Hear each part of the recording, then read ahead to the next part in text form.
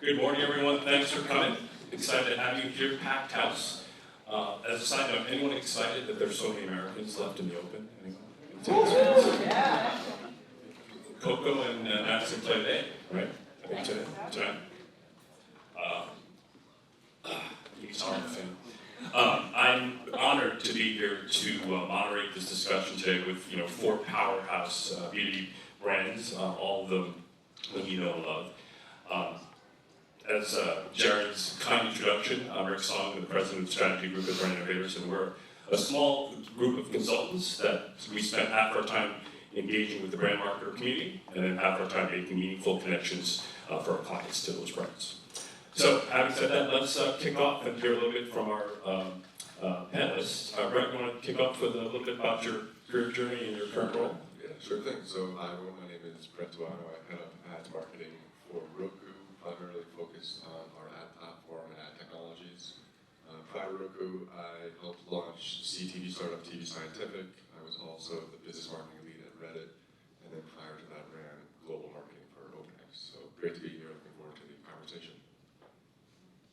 Hi, Elissa Reiling. I run marketing for T-Mobile Advertising Solutions, which is T-Mobile's relatively new data and advertising business. We're really focused on leveraging our first-party data to reach customers across all screens. Prior to T-Mobile, I worked at several startups across the industry, leading marketing teams. I remember I sponsored my very first brand Innovators event at Omni Science, so I've been a big fan of brand news for a long time. Excited for today.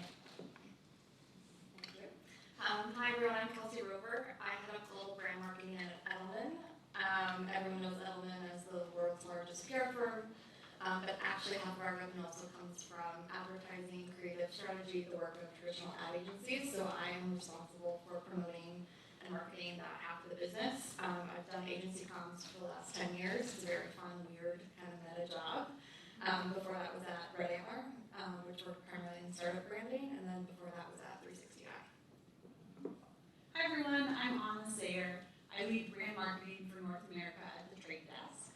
I've been there about 4.5 years, and we're really extensions of the commercial org and doing everything to drive impact for them, campaigns, events, thought leadership, you name it, we're behind it. And prior to that, I was at Ogilvy for a decade. In New York, I worked on IBM and Unilever, and in Singapore, I worked on Nestle and Danone. So I'm really glad to be here. Very good. Cool. Thank you, everybody. So we're here to talk about propelling your brand forward and your business forward in the new year. So let's kick it off with brand differentiation. You're all coming from very big brands, each with its own unique kind of positioning. So why don't we kick it off? Elissa, you want to kick it off? Yeah, sure. So I would say we're pretty unique because we're building a brand within a brand, right? And so we have this great brand to start with, right? And thinking is, how do we take the T-Mobile mentality and apply that to the advertising space? And what's T-Mobile known for? They're known for fixing broken industries and addressing customer pain points. We really wanted to take that and apply it to advertising. And how do we fix advertiser pain points? So core to us and our biggest USP is our first-party data, right? Leveraging the insights from our over 110 million customers and leading into the fact that our thesis is that the apps that you own and use are the best indicator of your true interest and intent. Right, we spend 4.5 hours a day on our phones. That's a lot. And 88% of that time is in apps. And because we're the carrier, we can see across all of that. So like for me, I own Concur, Salesforce, and Delta. It's highly likely that I'm a business traveler. Those are the types of insights and cohorts that we can build to help advertisers reach their audiences across all screens. Very cool. Brett, you're in an interesting position in the streaming wars in the grand scheme of things, right? Because you're both a device company, you're a content distributor, also content studio, right? So how do you think about differentiation? Yeah, Roku is definitely in an interesting spot. You all can agree, TV is going through a monumental shift in terms of the way we're watching it. Everything is now connected. With that connectivity comes a lot more programming, a lot more access points, and a lot more partnerships to be involved with that. So yes, we are one part content creator. We're also a distribution platform for CTV apps as well as their content. We have an operating system. To your point, we know a lot of data sits into that. We pass all that around to our advertisers, marketers, so they can take advantage of that. The TV has gone through massive transformation. Again, since it's connected, an entire ecosystem is emerging to support that growth. I think Roku sees this as a challenge and an opportunity. There's there's a lot of competition out there, there's a lot of noise out there. When we think about our strategy, we want to make sure that it's actually cutting through that. And we kind of rally around everything coming to the single point of creating a better TV experience. So we look at our relationships with our users, with our content partners, with our channel partners, and our advertisers and marketers. And although we have unique selling props to each one of those, we try to bring that to that single focal point of how does this come together to make a better TV experience. And so everything from the ads to the data, all that kind of flows through to hopefully do that. And so as the TV industry advances and keeps changing the way it's changing, it's not just being used as an awareness play, as a reach play. The TV itself is not connected, it can be used to drive performance as well. And so there's a lot of companies now taking advantage of that, again, creating a lot of noise, but for Roku, we kind of see that as an opportunity. We're an ecosystem play. And so our main goal is to try to bring everyone together to advance the ecosystem forward and keep driving the business forward as well. So from that perspective, really, the fact that you have a multifaceted position, it really builds to that story, really supports that story. That's correct. Yeah, it's not just about being a content provider or an app, it's about having an operating system. The same way in which you have on your phones, we power that for the televisions. 1 in 3 televisions is powered through Roku. So we've got massive scale. We have a direct connection to those users. We have a direct connection to the content. When we marry those together, we can actually have a direct connection to the outcomes. So depending on what your goal is as an advertiser, you should be able to measure that and optimize that and leverage the TV to do so. Very cool. On the trade desk, and it's from its origination, entered a cluttered space and then became, a juggernaut in the category. So how does it think about brand differentiation and how do you continue to think about maintaining that differentiation? That's such a great question. Because the space is changing so fast, like you referenced, and we're in a state of hypergrowth right now, we really try and put the blinders on and control what we can. So simplifying the narrative, showing up in a way that is differentiated with an interesting point of view that's not jargon-filled, which is hard for us in tech, especially ad tech. But we're really trying to be intentional about that when we show up. I think it's easy to say, hey, we're the largest indie DSP, but what's more interesting is why we do what we do. We have a directory when I was at Microsoft for internal purposes for acronyms. Yes. So we actually had a site built for acronyms, just to. Yes, I think everyone has their version of that for sure. But we're really focused on why we do what we do and trying to change the way that advertising is bought and sold on the internet in a way that's more transparent and objective, where the end user controls their data and know who has it, and where brands can track actual performance. So that's and simplicity, right? To your point around not being too jargony, I think one of the origins of the message has been about simplicity, right? Making it easier to understand, easier to use, right, from a platform perspective as well. Exactly right. Whether it's execs on stage, thought leadership in the current, or in the campaigns that you see every day, we're really trying to have that simple through line. Up and through to hands-on keyboards, right, with the platform itself. Kelsey, what about the Edelman perspective? So Edelman is a funny one, a blessing and a curse because we are literally everything to everyone.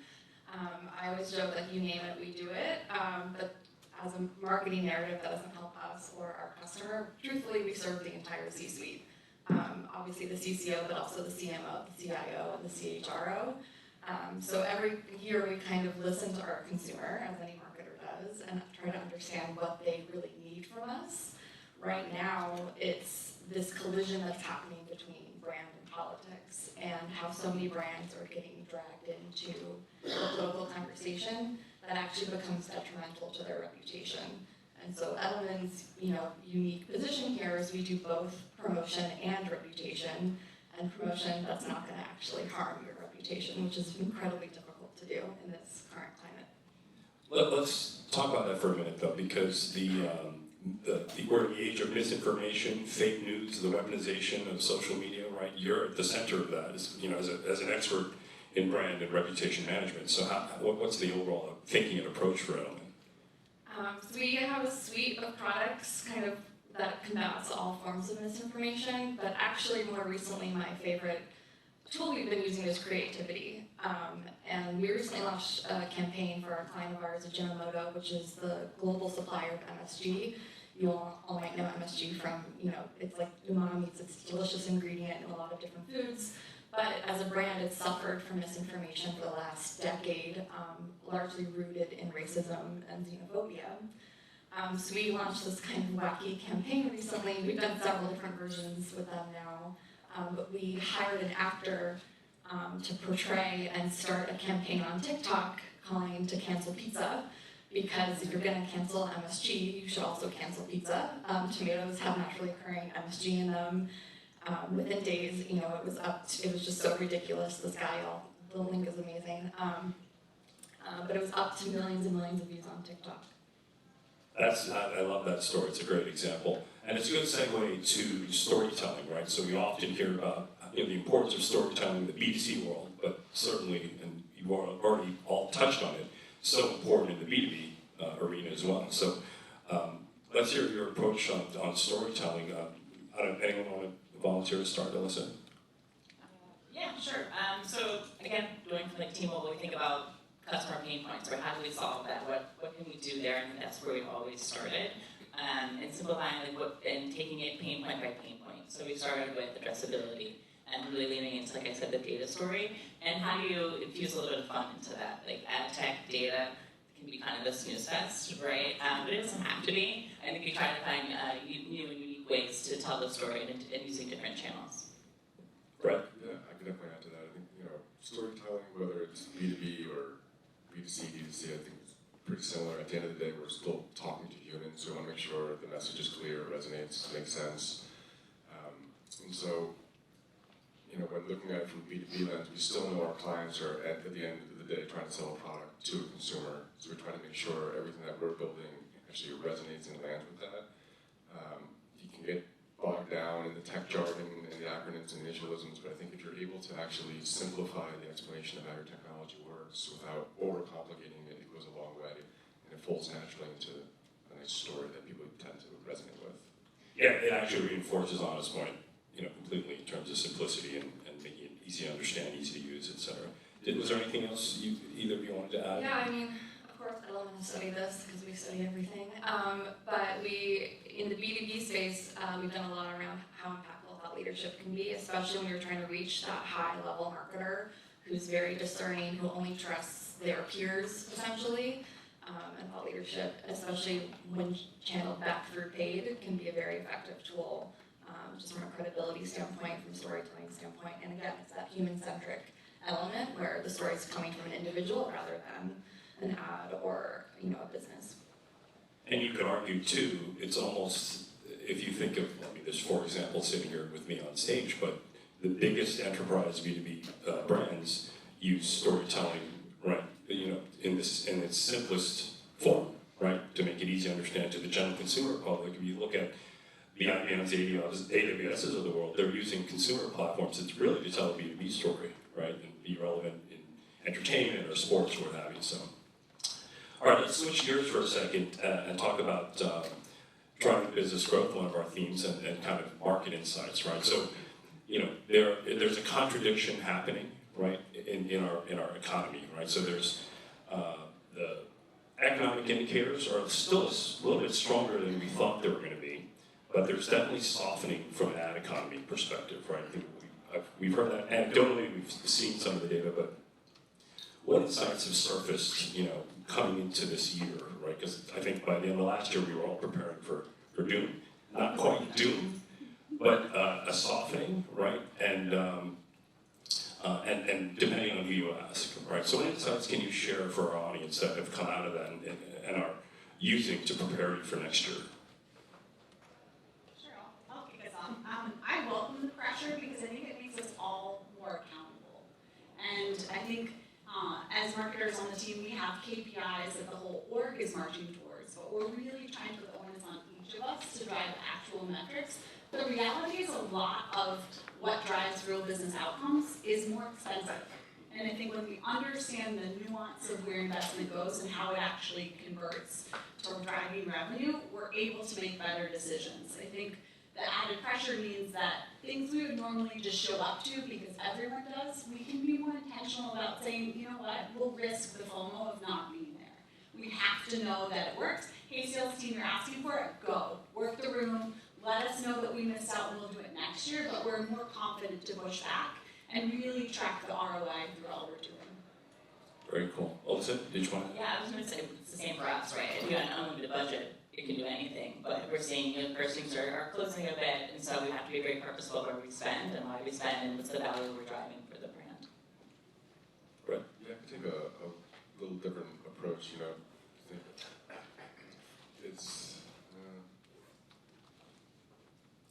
go back to that.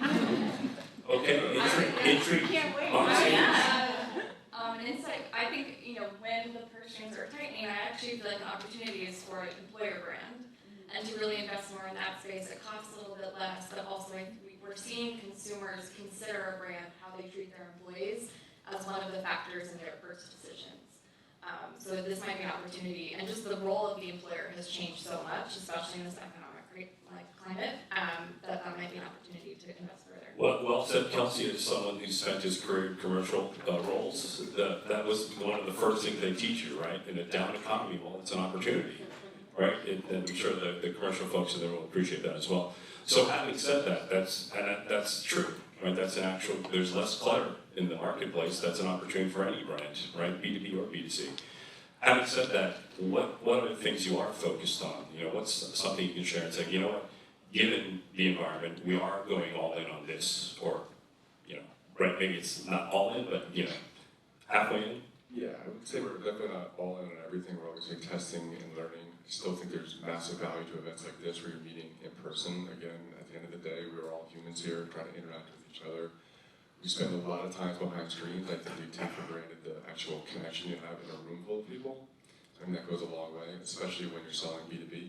There has to be a relationship there. When you're talking about ad technology, it helps when there's a relationship there so you can understand both sides of that. To the previous question, in terms of some of the insights, I was going to say that looking at it through the lens of a lot of our customers and clients, it's really about making things measurable now. I know that it's pretty standard, but now more than ever, if you can't actually measure what you're buying and optimize towards that, it's hard to continue to spend money with that. And so looking at all the different channels which actually drive some type of ROI, what we're trying to look at for ourselves as well as our clients is, was it measurable? What was the impact? What did we learn from this? And can we keep optimizing and kind of creating that flywheel for it? So we kind of take the same approach that our advertisers take to events like this and to our marketing stuff. Again, it's looking at it holistically and trying to figure out what's the best driver. Kelsey, did you have something to add on this one? Sure, I always have something to add. I was going to say that, so Edelman is a 7-year-old company, but its marketing team in its current form has really only existed for the last 2-5 years. And so to start, we were really focused on just quantity. We wanted to be everywhere. We wanted to do everything. We wanted to be at every conference. We were really focused on awareness as our primary tactic. Now, and conveniently with the current economic climate, we're shifting to a quality game. So we are putting a lot more rigor around those decisions. We're not going to be everywhere. We're not going to be at every single conference. We're not going to do every single event we can. It's about being much more strategic about what we say yes and no to.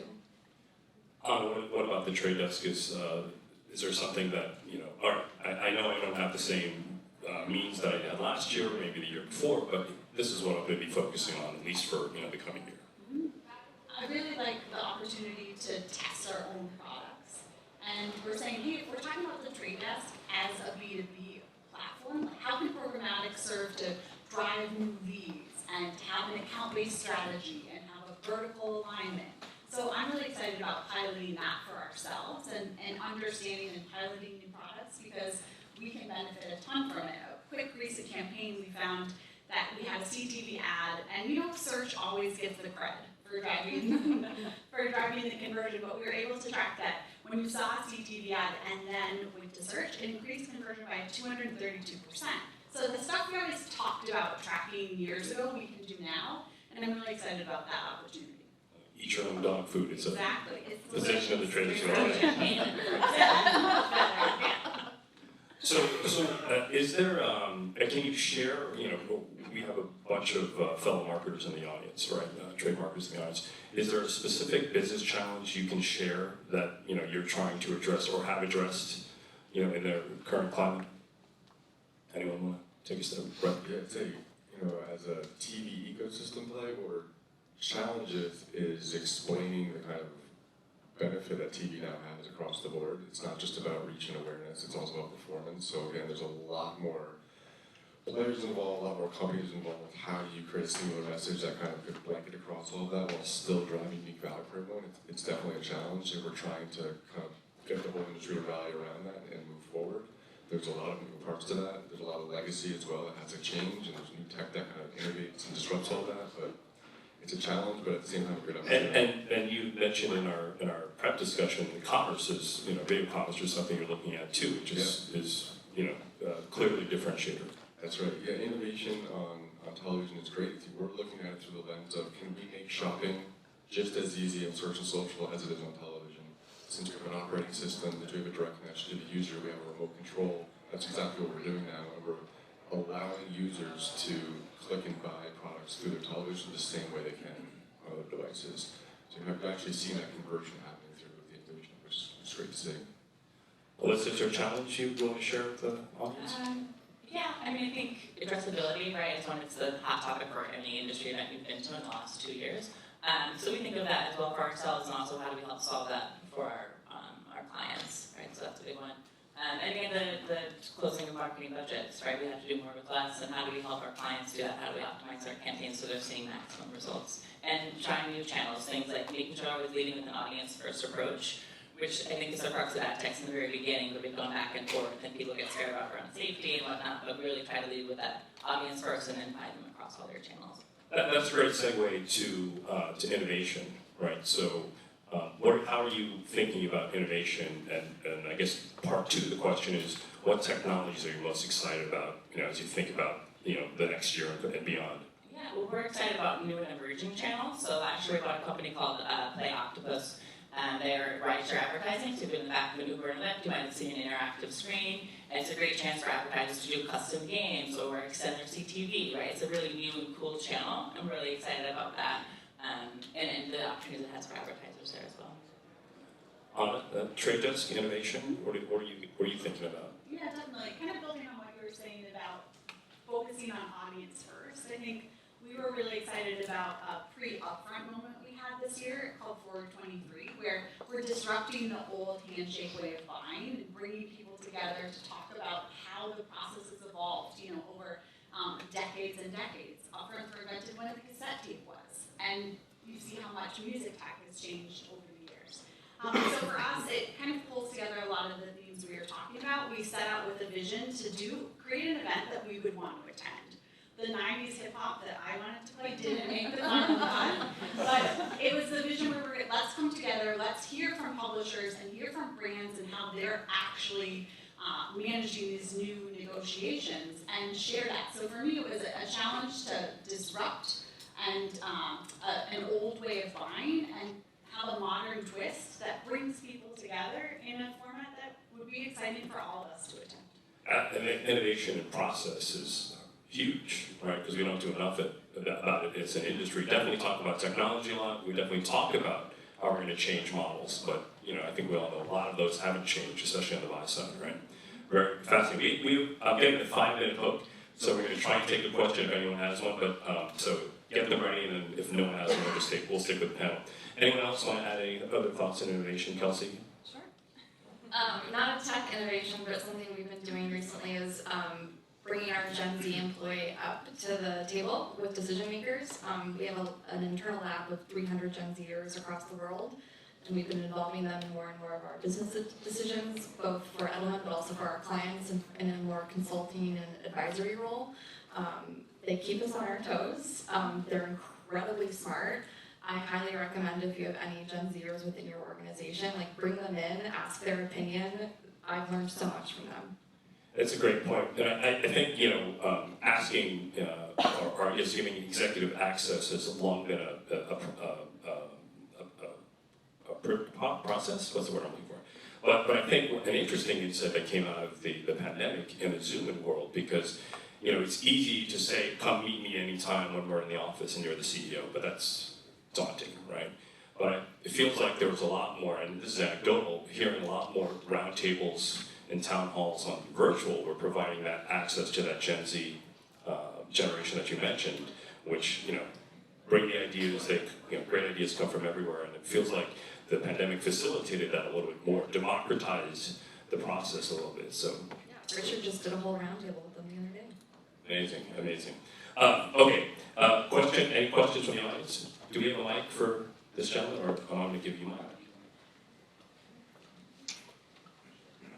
So I've been to a dozen or so conferences that I think Roku, T-Mobile, and Trade Desk have sponsored. And then you mentioned the fact that search gets all the credit for the bottom funnel activity. How do you connect doing things like events, brand marketing, whatever, to actual business results? Like, how do you make that connection so that you can justify doing it again next year? I'll give it a go first. Such a good question. I pull the sales team in when we're trying to justify the investment so that when they're at the event, they're also thinking about the performance. So if we're doing an intimate roundtable, they're already prepped to say, hey, guess what? This helped to facilitate this negotiation, or we got in with the agency because of this. So I think for us, it's having the sales team with us to understand and kind of track the investment, so it's not only on quant, but it's also the qualitative input from them. Yeah, definitely. That feedback is necessary, and we also make them track in Salesforce, right? Like, what are the number of leads you got that turn into opportunities, and holding them accountable. And they know, like, we need that input from you. Like, if you do well, we can get more money and do more things, right, to help you sell. And I think it's the combination of the actually quantitative and the qualitative data. Anyone else want to add anything? Brett? I agree with both those points. It's pretty much how we look at it. Most of it's always done in Salesforce, and then we work with the sales team closely and understand the value that they get that from that new leads, closing new business, increasing revenue from existing clients. And also understanding that if you don't just get an IO because you went to an event with one person, right? Maybe 6 months is when the conversion actually happens. Wow, I like that. I like that sentiment. That's refreshing coming from a marketing partner. Okay, are we okay? Jared, another question? Okay. Do we have a mic, or I'm going to go bring mine over? Here we go. So for everyone else. Thank you. This question for you, Kelsey. You talked about funneling thought leadership back through paid channels. Can you give a couple of examples of what's worked really well for you guys? I cannot, but Joe Kingsbury, who is our global head of B2B, absolutely can. But I'm happy to follow up with you on that. Very diplomatically said. Oh yeah, you've done it too, right? So we have an editorial platform called The Current, and it's jargon-free newsletter on Thursday. Sign up, it's awesome. And I always learn every week, but we promote that through paid as well. So it'll come on LinkedIn, sometimes it's through programmatic, and it's an opportunity to understand kind of what people are clicking on, where the interest is, and then we have the starting point to say, okay, this is the hot topic. Everyone's talking about the Barbie movie and trends for the summer. Okay, let's put that out into channels and give it some additional traction. Awesome. Okay, so as we wrap up, we'll just do a quick round robin key takeaway, right? If you want everyone walking away from this session to have one key takeaway for being successful as a B2B marketer, what would it be? And anyone can start. Brett? Yeah, should I say, if you're selling anything ad tech related, understand how the product works, but keep the explanation simple so people actually get it and will buy it. Melissa? Yeah, I think we talked about it. It's a human element, right? At the end of the day, we're B2B marketers, but we're consumers. And bring that point of view into your B2B marketing. Kelsey? Yeah, I mean, I think B2B marketers sometimes get a bad rep. This is so silly, I didn't even realize I was one until a couple years ago. Someone called me and I was like, what? I guess I am. And I think that's my takeaways. Don't limit yourself to the B2B stereotype, right? I mean, we're still talking to humans, we're still talking to consumers. You can infuse creativity, you can use all the same tool sets that B2C marketers use. Echoing what everyone said, please have fun. Let's make this more fun and engaging. That panic sets in sometimes when I go to events where I think, how did I get here? How do I get out of here immediately? And let's not have that feeling as an industry. I like the honesty though. Anyway. Not today yet. Okay, great. So it's only the first 45 minutes of it. Well, first of all, thank you all for being here. I want to tell you, this is my moderator, Tabano. It's my first one with Brand Innovators. So thank you for being my first panel as an employee of the company. Second of all, I learned a lot. I don't know about all of you. I learned a lot from this discussion. So can you please give them a big round of applause?